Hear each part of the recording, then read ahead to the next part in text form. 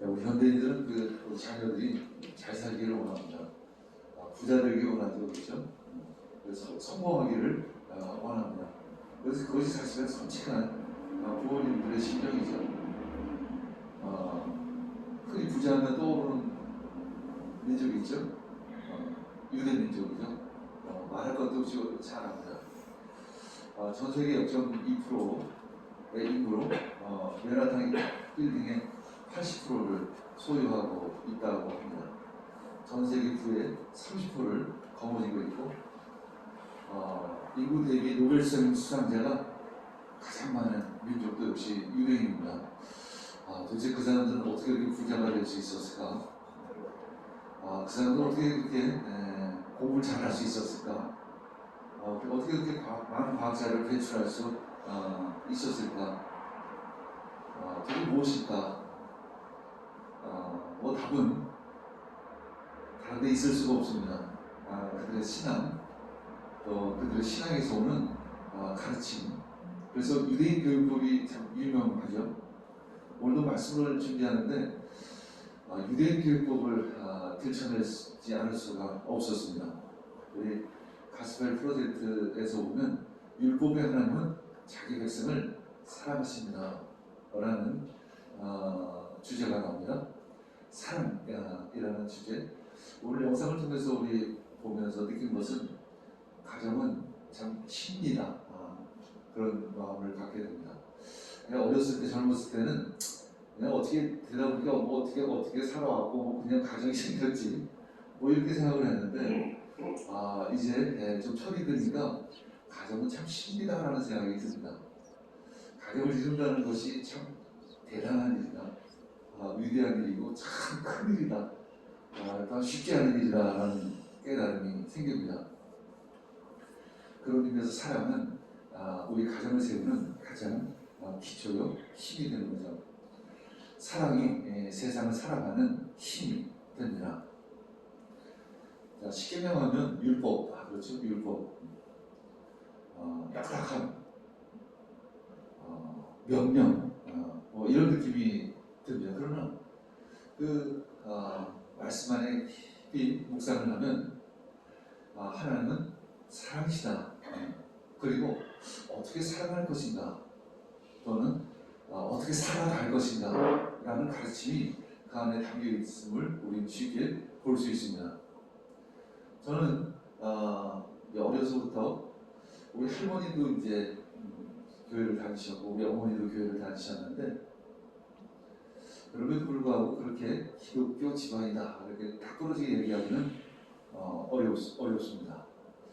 그리고 제가 보기에는 기독교 신앙으로 가르치고 그렇게 살아온 것 같지는 않아요. 교회를 열심히 잘 다닌 것이죠. 저는 제 아이들 교육 때문에 교회를 다녔습니다. 그런 마음이 굉장히 강했어요. 스스로 난 믿음이 없었다. 근데 내가 왜 다니냐? 아이들 교육 때문에 다닌다. 그래서 주일날 열심히 주일학교 선생님도 했죠. 그런데 열심히 하니까 주일학교 부장까지 시키고 나중에 전 남전도 회장까지 시키더라고요. 진짜 난 믿음이 없는데, 난 내가 믿음이 있어서 이렇게 하는 것은 아닌데 그저 아이들을 위해서 하는 것인데, 근데 제가 왜 아이들을 위해서 교회 다녔을까요? 어떤 삶의 기준이 있어야 된다는 생각을 가졌습니다. 인생에서 가장 중요한 건 어떤 원칙, 어떤 중심, 어떤 뿌리, 그런 것들을 좀 배워야 한다는 생각을 가졌습니다. 왜냐면 사람을 잘 몰랐습니다. 참 유혹한 가정에서였지만 사랑을 표현하는 데는 참 부족했던 것 같아요, 우리 집안 식구들이. 그런데 이제 한 25년 전에 하나님을 만났고, 그때 하나님은 사랑이셨죠. 그 사랑이 나를 변화시키기 시작을 하셨습니다. 엊그제 이제 식탁에서 딸에게 이렇게 이야기했습니다. 나는 나이가 들면서 더 똑똑해진 것 같아. 그랬더니 딸이 그래 맞아, 아빠는 참 많이 변했어. 좀 더 분명해지고 확실해지고 정확해지고 그러면서 부드러워지고 많이 변한 것 같아. 그랬더니 우리 집사님 옆에서 전에는 많이 눌려 있었던 것 같다고 그런 이야기를 합니다. 사랑은 힘입니다. 우리 사랑을 보고 사는 것 같습니다. 요즘 금쪽 같은 내 새끼라는 그 프로그램이 참 뜨죠. 그 오은영 박사가 참 뭐랄까 예언적으로 아주 계시적으로 아주 지식의 은사를 가지고 있는 것 같은 생각이 들 정도로 어떤 사람의 마음을 꿰뚫어 보는 분이 있는 것 같아요. 보니까 그분 역시 크리스찬입니다. 어제 그 오은영 박사가 이런 이야기를 합니다. 제가 사랑은 힘이다라는 것은 알고 있는데 그것을 도대체 어떻게 표현할까? 그렇게 묵상을 하다가 잠시 그 프로를 지나치면서 봤어요. 어떤 사람이 갑자기 우울증이 굉장히 심하게 왔습니다. 그래서 이제 이 오은영 박사를 찾아왔는데 얘기를 하다 보니까 이 여인은 육남매의 막내로 자랐습니다. 육남매로 막내다 보니까 엄마와 단둘이 대화를 한 적이 없었다는 거죠. 물론 화목하지 않은 건 아니에요. 굉장히 화목하지만 너무 식구들이 많으니까 뭐 개인적으로 이렇게 아주 소소하게 이렇게 아주 단둘이 얘기할 수 있는 시간이 별로 없었다는 것입니다. 그리고 아버지는 그 원양어선을 타시는 분이라서 1년에 10개월은 배를 타고 가끔 몇 달 만에 이제 집에 오시곤 했다고 합니다. 근데 이 여인이 어렸을 때 이제 학교에서 친구들하고 이제 대화를 나눌 때 친구들이 대화를 할 때 이런 대화를 우리 아버지가 뭐 이랬어, 우리 아버지가 뭐 잘했어, 이렇게 이야기를 하는 걸 보면서 아버지하고 저런 대화를 하는구나. 그때 처음 알았다라는 거예요. 그러던 중에 이제 어느 날 아버지가 이제 원양어선을 타시고 이제 집으로 돌아오시는 길인데 저기 정북지에 그 아버지가 저쪽에서 이렇게 걸어오시더라는 것입니다. 그래서 이제 아버지한테 이제 막 발걸음을 옮기고 있는데 갑자기 멈추더라는 것이죠. 그러면서 이 순간적으로 내가 가서 아버지를 안아야 할 것인지 아니면 그냥 아버지 잘 다녀오셨어요 이렇게 점잖게 인사를 해야 되는지 그것이 헷갈렸다라는 것입니다. 깊은 곳에는 가서 안아야 될 것 같은데 어떻게 그런 사람, 그런 나눔이 없었기 때문에. 근데 갑자기 아버지가 이렇게 바닥에 뭘 이렇게 줍는 것 같더래요. 그래서 아버지 뭘 그렇게 주우시나 멀리서. 그래서 이렇게 목에 공을 쓰고 올리고 있다가 아버지가 이렇게 가까이 오는 것을 얼핏 봤습니다. 그랬더니 아버지 품속에 들꽃 큰 다발이 들고 있었습니다. 아마도 그 바닥에 뭘 줍고 있었던 것이 들꽃을 그때 이렇게 잘라서 한 다발을 만들어서 그 아이의 딸에게 그 들꽃을 주어둔 것입니다. 그 들꽃을 받자 이 아이는 아버지 품에 확인 것입니다. 그 아버지와 그 딸 사이에 그 들꽃이 얹어 있었죠. 그 들꽃의 향기. 지금 그가 이제 다 자라서 때로 우울감 때문에 죽고 싶은 마음이 들 때 그 들꽃 향기가 아직도 그 마음에 남아 있어서 그것이 그 죽음에서 자기를 이끌어주고 그 어둠에서 자신을 살아가게 하는 힘이 된다라는 것입니다. 그 짧은 시간이었다는 거죠. 10분 정도밖에 되지 않는 그 짧은 시간에 내 그 들꽃의 향기, 그 사랑의 향기가 그 자매 마음 가운데 항상 남아 있으면서 그것은 삶의 힘이 됐다라는 것입니다. 사랑이 사실은 힘입니다. 사랑이 생명이죠. 그런데 우리는 자칫 사랑을 나누기보다는 공부해, 출세해야지, 성공해야지, 이런 이야기가 거의 대학 가운데 대부분 차지한 것이 사실입니다. 유대인의 교육법에서 하버드 대학교의 유대인 학생들에게 이런 질문을 했습니다. 도대체 유대인이 세계적으로 그렇게 두각을 나타내는 이유가 도대체 무엇입니까? 라는 질문에 딱 이렇게 대답을 하는 거죠. 부모와의 대화라는 거죠.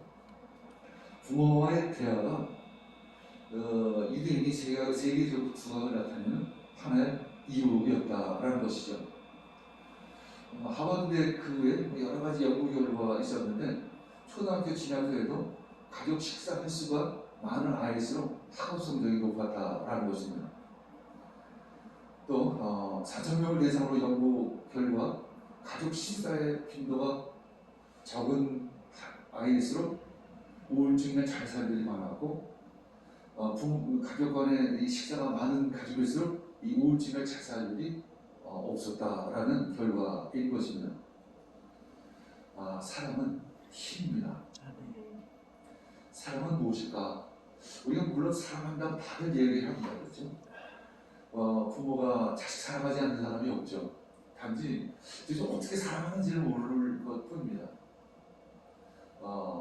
사랑이 무엇인지를 잘 모르는 거예요. 사실은 신앙이 무엇인지도 잘 모릅니다. 우리가. 사랑은 저는 공감이다 이런 마음을 갖게 됩니다. 사랑이 무엇일까? 제가 아이를 다시 키울 수 있는 기회가 있다면 좀 더 공감했으면 좋겠다라는 마음을 제일 많이 가져요. 내가 참 젊었을 때 아이들하고 공감하지 못했구나. 그냥 나는 내 생각대로 아이를 키웠고 또 아이는 아이대로 살아갔던 것이죠. 그래서 언제까지나 평행선을 그으면서 살아간 것입니다. 30대 때는 그저 주제가 그것이요. 공부, 대학 입시, 잘 되는 거, 성공하는 거, 좋은 직장에 취업하는 거 이런 것들이었던 것이요. 그러나 부모가 해야 할 일들은 사실은 그것보다 더 중요한 것은 본질적인 것이죠. 바로 사랑을 나누는 것, 그리고 사랑이 무엇인지를 가르쳐주는 것. 그것이 가장 위대한 가르침이고 가장 중요한 가르침이죠. 저는 지금 그런 마음이 듭니다. 우리 자녀들이 그냥 행복했으면 좋겠다. 전에는 출세했으면 좋겠다. 성공했으면 좋겠다. 좋은 대학 갔으면 좋겠다. 공부 잘하면 좋겠다. 영어 하나 좀 더 많이 외웠으면 참 좋겠다. 이런 것이 었습니다. 그러나 지금은 좋은 삶을 살았으면 참 좋겠다. 어떻게 좋은 삶을 사는 것일까? 하나님을 사랑하고 다른 사람을 섬기면서 그것이 참 기쁨이 됐으면 참 좋겠다. 왜 그런 생각을 할까요? 저는 그것이 진짜 행복이라는 것을 알기 때문입니다. 최소한 지금은 그것에 대한 확신이 있어요. 하나님을 사랑하고 이웃을 잘 섬기는 것, 그것이 진짜 나의 기쁨이 될 수 있고 그것이 좋은 삶이라는 것을 알기 때문이라는 것입니다. 공부라는 하나의 잣대에서 벗어나라 이런 이야기가 있습니다. 엘빈 토플러가 이제 미래학자죠. 그분이 이런 가상 시나리오를 얘기합니다. 오늘 백인들이 나타나서 강상면에 거대한 댐을 짓기 시작합니다. 이제 댐이 완공되면 이제 강물은 다 말라 버릴 것입니다. 이제 그 밑에 원시 부족이 살고 있었는데 그 댐이 완공되면 이제 원시 부족은 더 이상 살아남을 수가 없을 것입니다. 더 이상 그 강에서 생계를 유지할 수 없게 될 것입니다. 그런데 원시 부족들은 그것을 모르고 자식들에게 물고기 잡는 법, 한우 만드는 법, 사냥법, 농사법을 그때까지도 가르치고 있다는 것이죠. 그런데 댐이 완성되자 그 부족은 이 지구상에서 흔적도 없이 사라져버리고 말았다라는 것입니다. 자, 하나의 우리 질문을 합니다. 4차 산업시대에서 우리 자녀들이 어떻게 살아갈 수 있을까? 지금까지 살아왔던 방법하고는 전혀 다를 것입니다. 단어 몇 개 외우는 것, 공부 좀 더 잘하는 것, 그것까지 4차 산업시대에서 살아남을 수 있을까? 저는 상식적으로 그렇게 해석이 되지를 않습니다. 뭔가 분명한 다른 길이 있습니다. 좀 더 본질적인 것일 것입니다. 유대인들이 저녁 식탁 교제는 굉장히 유명한데 절대 거기서 부모가 자녀들의 잘못된 일이나 야단치거나 훈계하는 일은 절대 하지 않는다고 합니다. 그저 대화하는 것입니다. 하루를 지내면서 있었던 일들을 그저 대화하는 것입니다. 그래서 유대인들은 후식 문화가 굉장히 발달을 했는데, 그래서 세계적 디저트 회사들이 탄생을 하게 된 것입니다. 우리 송집사님이 경영하고 있는 베스킨 라빈스도 유대인이 한 거고, 하겐다즈, 던킨 도너츠, 허쉬 초콜릿 이런 것들이 다 유대인이 CEO, 이제 창업주입니다. 하나님은 우리 가정에 으뜸이 되어야 합니다. 하나님은 사랑이십니다. 하나님 우리 가정에 으뜸이 될 때, 우리 식탁 기호제의 중심 주제가 될 때, 우리 가정은 힘이 생기고 우리 가정은 세워지기 시작을 하는 것입니다. 네. 그러나 사탄은 에덴 동산에서 우리에게 이야기하죠. 하나님 같이 되라. 끊임없이 이렇게 유혹을 합니다. 하나님이 계시할 자리, 우리 가정의 주인, 그분이 하나님이시라는 것이죠.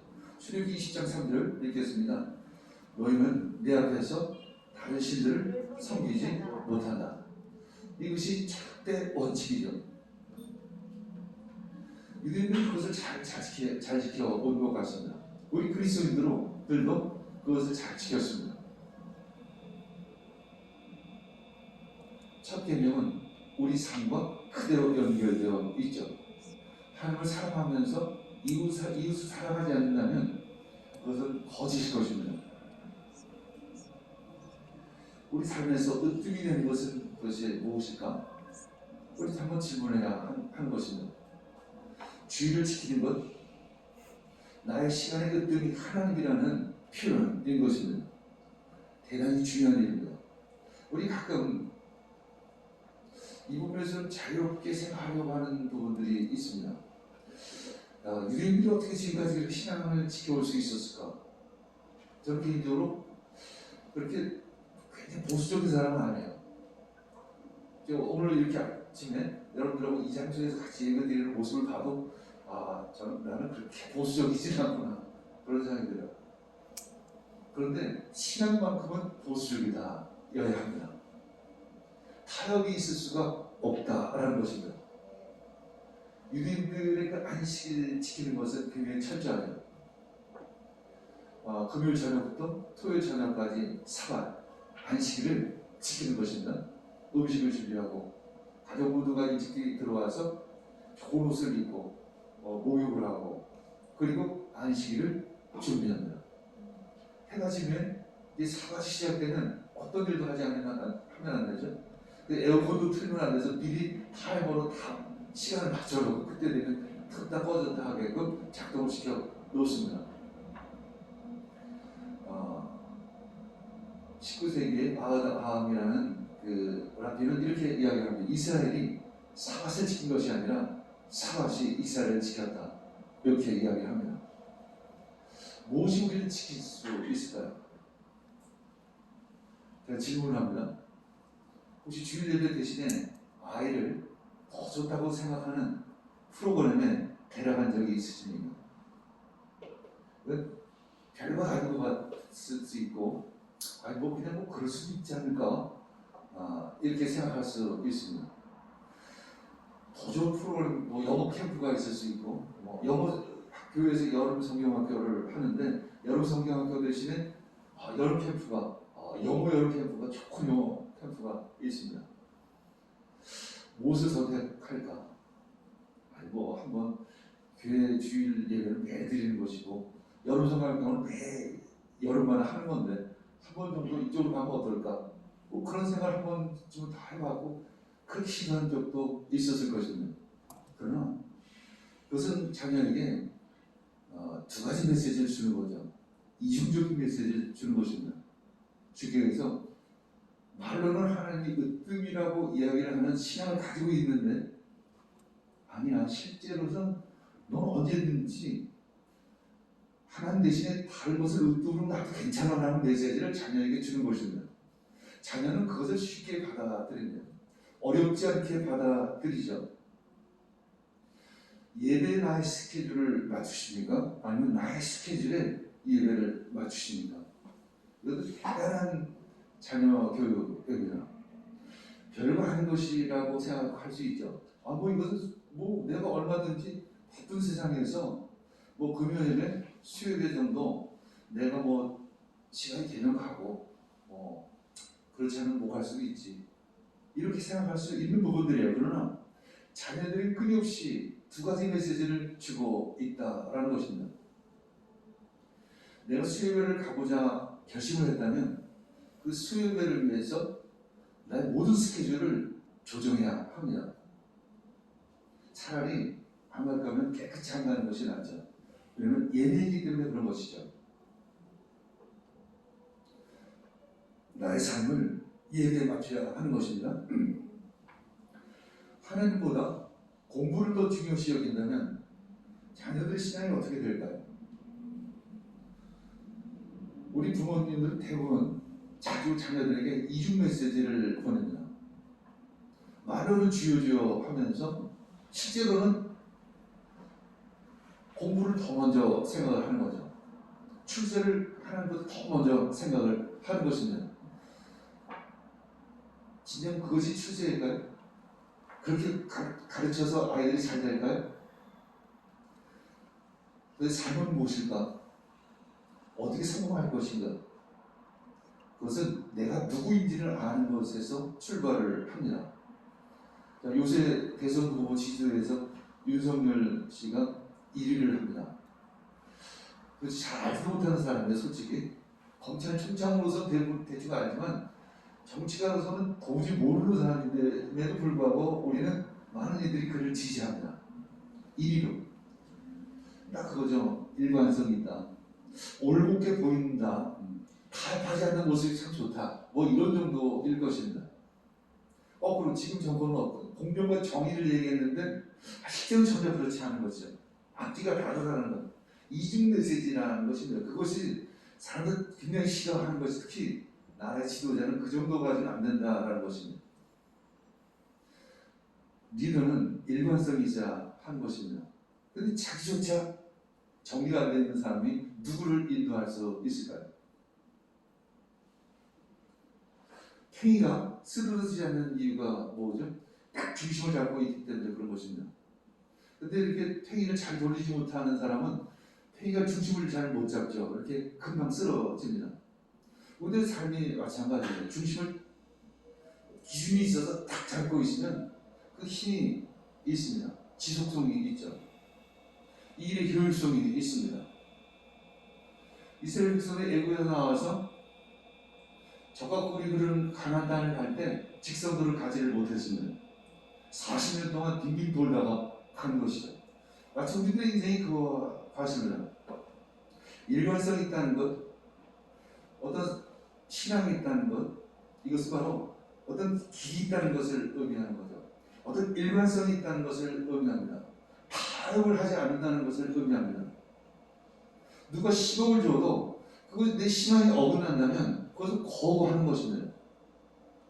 그것이 바로 믿음이요. 그것이 바로 신앙인 것입니다. 이때 그런 강한 힘이 있는 것이죠. 사실 지금 정부는 노무현 전 대통령의 어떤 후광이죠 거의.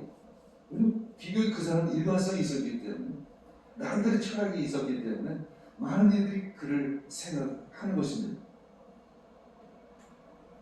왜 청년들이 지금 힘들어할까요? 세상의 교회의 가르침과 세상의 정보 사이에서 지금 갈등하고 있는 것입니다. 부모님들이 그런 확실한 모델을 보여줬다면 자녀들은 흔들리지 않았을 것입니다. 자녀들이 지금 흔들리는 이유는 이 교회의 가르침과 세상의 정보 사이에서 그 흐름 속에서 힘들어하는 거죠. 아직 그 세상을 거스르면서 살아갈 힘이 없는 것입니다. 우리 어느 세대와는 좀 다릅니다. 이 다음 세대 지금 막 사회 진출한 청년들은 경험이 없기 때문에 이것을 어떻게 이겨나가야 하는지 잘 알지를 못합니다. 그러나 또 그 마음속에 끊임없는 갈등이 있는 것이죠. 야고보서 1장 8절 읽겠습니다. 그는 두 마음을 품은 사람이요 그의 모든 행동에는 안정이 안정이 없습니다. 없습니다. 그는 이중인격자며 언제나 자기가 성경을 보면 읽겠습니다. 시작. 그는 이중인격자며 언제나 자기가 하는 일에 갈피를 못 잡고 흔들리는 사람입니다. 무슨 뜻이 하시기 바로 그것입니다. 어떤 우리가 기준을 잡는 것, 우리가 신앙을 잡는다는 것은 바로 딱 중심을 잡는 것을 의미합니다. 한 길을 가는 것을 의미합니다. 타협하지 않는 것을 의미하는 것이죠. 거꾸로 믿음대로 살지 않는 사람들은 이중인격자다 이렇게 이야기를 하는 것이죠. 두 마음을 품는 사람이다. 영어로 보면 double minded man 이렇게 표현을 합니다. 자기가 하는 일에 갈피를 못 잡고 흔드는 사람이라는 거죠. 우리가 사업을 해도 이렇게 갈피를 못 잡고 흔들려서는 사업에 성공할 수가 없습니다. 창의성도 있어야 되겠지만 분명한 결단력도 있어야 되고 그 결단을 하기 위해서는 어떤 일관된 어떤 방향성을 가지고 있어야 하는 것입니다. 그래서 영어 성경에 보면 unstable and restless 이렇게 표현합니다. 안정감이 없고 불안하다라는 것입니다. 왜 불안할까? 두 마음을 가지면 불안정하고 쉼이 없습니다.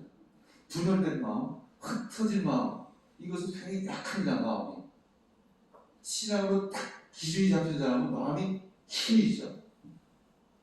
흔들리지를 않습니다. 1시간을 일해도 남들이 10시간 일하는 것만큼의 효과가 있는 것입니다. 마음이 약하면 마음이 불안해지기 시작합니다. 요즘 현대인들이 마음이 참 약해요. 사실은 마음이 불안합니다. 마음이 많이 흐트러져 있죠. 그래서 갈등이 참 많이 있습니다. 우울증의 이유가 바로 그것이죠. 흐트러진 마음인 것입니다. 정리되지 않은 마음인 것이죠. 물론 뭐 호르몬이나 이런 것에 의해서 생기는 우울증도 있지만 정신적인 우울증도 참 많이 있는 것이죠. 그래서 시편 78편 36절 37절 읽겠습니다. 그러나 저희가 입으로 그에게 아첨하며 자기 혀로 그에게 거짓을 말하였으니 이는 하나님께 향하는 저희 마음이 경함이 없으며 그의 언약에 성실치 아니하였음이로다 이렇게 말씀하고 있습니다. 이 두 마음이 있는 이유는 욕심이 있기 때문에 두 마음이 있는 것입니다. 욕심 때문에 하나님께 집중할 수가 없는 거예요. 하나님만을 섬길 수가 없는 것입니다. 하나님께만 의존을 둘 수가 없는 것이 욕심이 있기 때문에. 사실은 그것은 두 마음이 아니라 믿지 않는 마음인 것이죠. 그것은 사실은 거짓된 마음이에요. 스스로에게 거짓을 이야기하고 있는 것이죠. 사실은 신앙이 없는 마음입니다. 신앙이 있는 척 할 뿐입니다. 왜? 그리스도를 예수님을 믿어야 천국 간다는 이야기를 들었기 때문에. 그러나 천국은 천국을 향해 가는 사람이 천국을 가는 것이죠. 천국의 반대 방향, 천국을 비껴가는 사람이 천국을 갈 수가 없는 것입니다. 우린 지금 천국의 삶을 살지 않습니다. 그러나 천국을 향해 가고 있다라는 것입니다. 인생의 성공은 하나님을 아는 것으로 시작을 합니다. 요즘 청년들이 이야기하죠. 도대체 내가 왜 공부하는지를 모르겠어요. 나는 꿈이 없어요. 이런 얘기 참 많이 합니다. 우리 밥상머리에서 이 이야기를 해야 하는 것이죠. 왜 공부를 하는지를 이야기를 해야 하는 것이고 어떤 꿈을 가지고 있어야 되는지를 이야기해야 하는 거죠. 거기서 영어 단어 몇 개를 외우는 것이 중요한 것이 아닌 것이죠. 수능 시험에 10점을 더 많은 방법을 거기서 얘기해서는 안 되는 것입니다. 더 중요한 것이 있는 거죠. 더 본질적인 것이 있는 것이죠. 야고보서 1장 6절 읽겠습니다. 조금도 의심하지 말고 믿고 구해야 합니다. 의심하는 사람은 마치 바람이 밀려서 출렁이는 바다 물결과 같습니다. 아멘. 출애굽기 20장 6절 읽고 마무리하겠습니다. 그러나 나를 사랑하고 나의 계명을 지키는 사람에게는 수천대 사성에 이르기까지 사랑을 베푼다라는 것이죠. 하나님으로 한결같은 사랑을 맛보시기를 원합니다. 그 사랑에는 분명히 축복도 담겨 있습니다. 내가 스스로 만들어내는 추구하는 탐욕이 아니라 하나님이 주시는 축복으로 채워주시기를 원합니다. 하나님으로 받는 한결같은 축복이 여러분들 가정 가운데, 여러분들 삶 가운데 임하기를 원합니다. 아멘. 그 유일한 비결은 하나님은 우리의 삶에 은뜸으로 놓는 것입니다. 아멘. 그것은 말로만이 아니라 실제로 그렇게 해야 하는 것이죠. 여러분 가정 가운데 하나님의 축복이 넘치기를 원합니다. 아멘. 특히 우리 다음 세대들이 진짜 잘 되기를 원합니다. 아멘. 주여. 진짜 행복하기를 원합니다. 아멘. 그냥 멋있는 삶을 살아가기를 원합니다. 아멘. 우리 함께 기도하겠습니다. 주님 감사합니다. 오늘 주님 주시는 말씀으로 이 땅을 살아가기를 원합니다. 아멘. 하나님을 살아가는 것, 하나님을 으뜸으로 살아가는 것을 나의 삶의 기준이 되어주기를 원합니다. 아멘. 주여.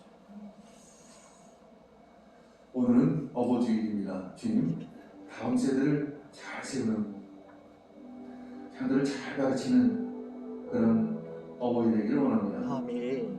또한 우리 어버이에게 순종하는 다음 세대가 되기를 원합니다. 아멘. 주여. 주님, 이 코로나로 건강과 재정으로 힘들어 하시는 우리 가정, 성도님 있습니다. 주님 보호하여 주시옵소서. 성령의 구성방으로 덮어 주시옵소서.